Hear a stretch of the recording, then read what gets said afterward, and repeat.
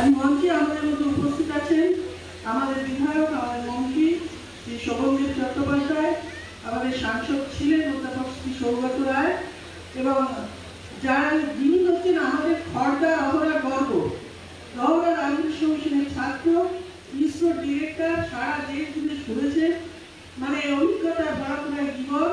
তিনি আজকে আমাদের ডাকে সাড়া দিয়ে তার সেই মূল্যবান সময় থেকে কিছুটা আমাদের জন্য ব্যয় করেছে। তার জন্য আমরা খড়দা পৌরসভার পক্ষ থেকে ওনাকে আন্তরিক কৃতজ্ঞতা ও ধন্যবাদ জানাই।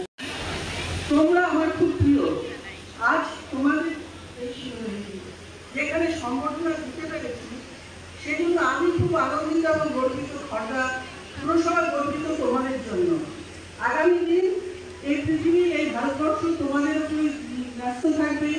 তোমরা এক একজন সত্যিকারের মানুষ হও, এবং সেই মানুষ হওয়াটার মধ্যে দিয়ে শুধুমাত্র সমাজে কাজকর্ম, এবং আমাদের জীবনে কিন্তু তিনটে গুরু হয়। একজন হচ্ছেন আমার মা বাবার যে গুরু, আমাদের শিক্ষা গুরু, আমাদের মাস্টারমশাই, আর হচ্ছেন আমাদের আধ্যাত্মিক গুরু। তো এই যে গুরু আমরা পাই, এই গুরু দিয়ে কিন্তু আমাদের জীবন চলে। এবং যে দায়িত্ব আজ তোমাদের হাতে আমরা তুলে দিচ্ছি যে ভারতবর্ষে, সেই দায়িত্বকে সুন্দরভাবে তোমরা পালন করো এবং এই মাটিটাকে ধরে রাখো। খড়দা ছেড়ে কোথাও চলে যেও না, যেতে হয়তো হবে, কিন্তু মা বাবাকে কখনো কষ্ট দিও না। মা বাবার পাশে থেকো, যারা নিবি মানুষ, যাদের সত্যিকারের প্রয়োজন তাদের পাশে দাঁড়িয়েও, এবং আর্থিক পিছিয়ে পড়া যারা মানুষ তাদের পাশেও থেকো। আগামী দিন তোমাদের খুব সুন্দর, ঈশ্বরের কাছে প্রার্থনা করি যে তোমরা অনেক অনেক বড় হও এবং